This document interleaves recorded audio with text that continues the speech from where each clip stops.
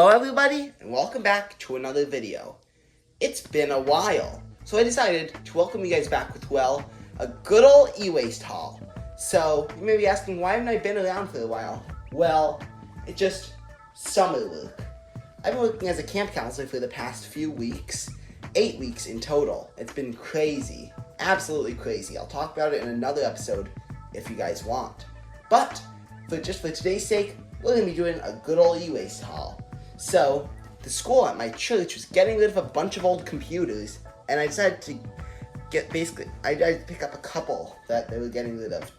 These two, a Lenovo ThinkCentre A58 and an Asus VivoPC M32. So, let's take a look at each one individually. Let's take a look at the Lenovo first. We're just going to move this Asus off to the side. So, let's go over the specs real quick. This Lenovo has an Intel Pentium.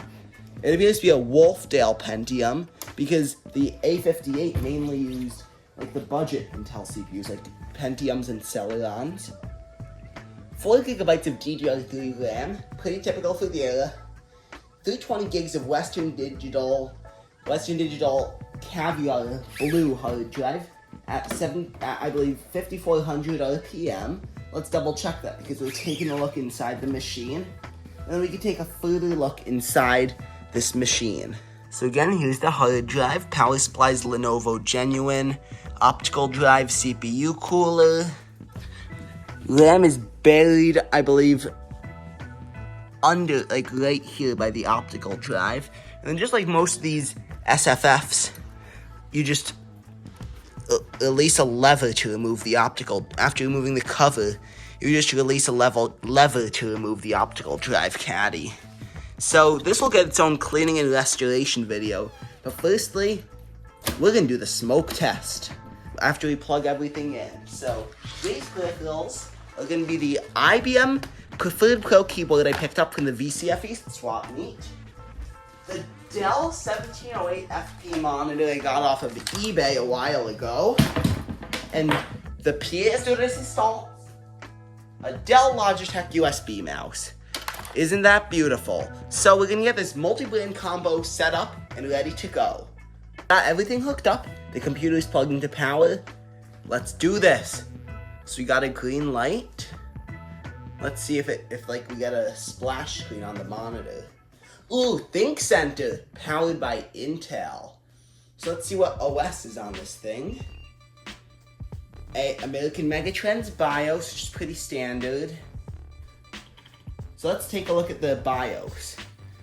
So we're just gonna see like what we have. It's a Lenovo ThinkCentre A58. It hasn't been used since like 2010, judging by the BIOS date. And let's see what we have on the specs on this thing. So like system summary, we have a Pentium E5300 at 2.6 gigahertz dual core.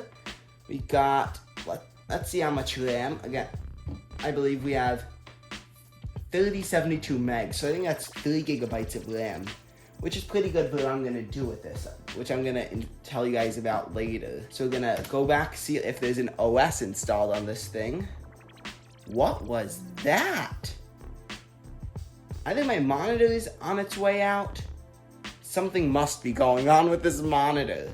Plus, it's an old 2008 monitor anyways. So if it does bite the dust, that is totally fine.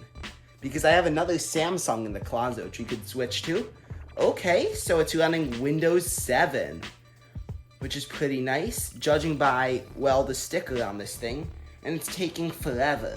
If there's any personal information, I'm gonna have to blur it out. So this is possibly like one of the slowest Windows 7 startups. Starting Windows? Okay, so that's pretty good. Again, I'm gonna blur any private information if it pulls up because, well, this came from a school, so there's probably sensitive info on here. Ooh, this is, so we have mouse.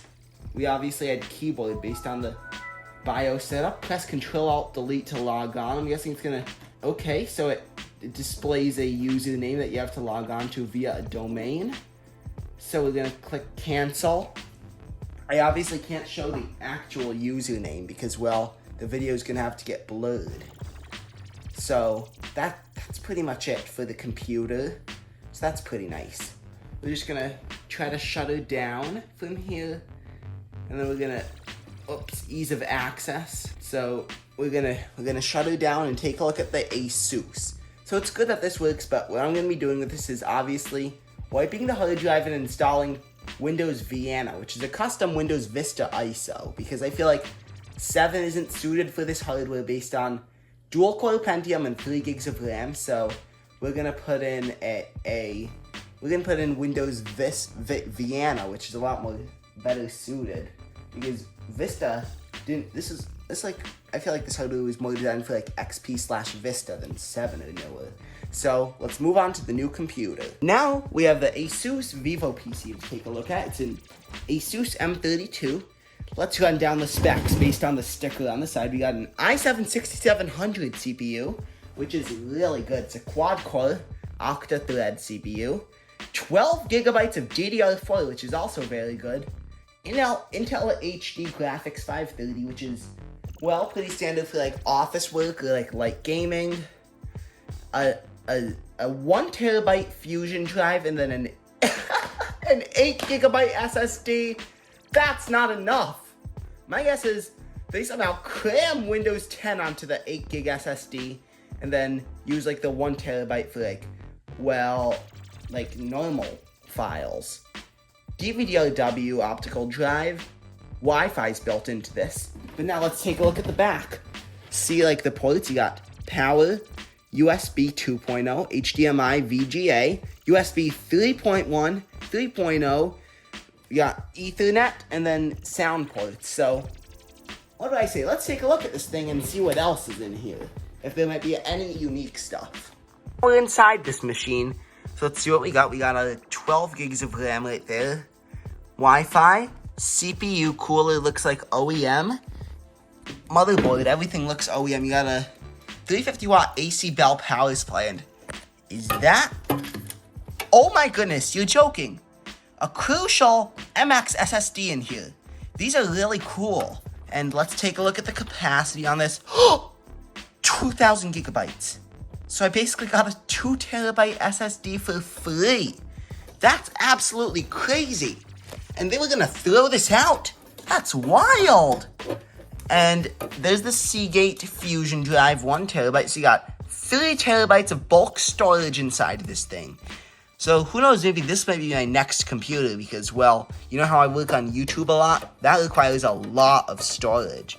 We have the setup all ready to go. The only difference is we have a Dell USB keyboard instead of the IBM, because this thing doesn't have any PS2 ports, so I needed a USB keyboard to test it with. So the keyboard and mouse came from my iMac. So let's fire it up. You got it light. I'm not sure like what the key combination is to get to the BIOS menu on these. Let's just try F2 to get into UEFI BIOS, because that's what the splash screen said. And let's see the system configuration. Most importantly, that it's good, it works. And then this is a classic Asus BIOS. So load previous values. Okay, so you got i7-6700, quad-core octa-thread. It's pretty good. Admin CPU is firing up. Advanced. Let's see like what the boot order is. So basically, you got SATA support going. This is a nice BIOS. A lot better, because at least the time works properly. So let's exit and try to see like what OS this is gonna go into. So we're gonna discard changes and exit. Okay, let's do this. See what OS this is running. Either we can get Total Shock, or it's gonna be probably like Windows 10 is my guess. So it appears that it is booting into Windows 10, just as I'd suspected, but it's taking a little while. Like show like the little loading animation to get Windows 10 on here. Maybe it's just the resolution of this display, I guess. Oh, so typical Windows 10. It was updating before it got thrown out, because look, we're working on update screen, average Windows 10, because it loves to update all the time. Now that's why Google is literally pushing it in their ads. So we got a lock screen. Let's try to see like what it's up to. So again, it's linked to somebody. I'm obviously gonna censor this out. So we're gonna Control-Alt-Delete out of here and just shut down. So it looks like it had command prompt before it opened, before it got thrown out. So what's my plan for this machine? Well, I think I'm gonna use this as my main machine after obviously reinstalling Windows 10 and somehow getting the other SSD to work, hopefully. This could be my backup. Like, if I don't find an i7-2600 for my current machine, this might be my new machine because it's a lot newer.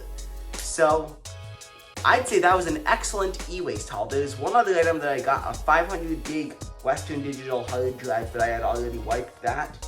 It was a success, I'd say. So thank you so much for watching this e-waste haul. Please like, watch, and subscribe, and I will see you guys in the next video. Bye, y'all.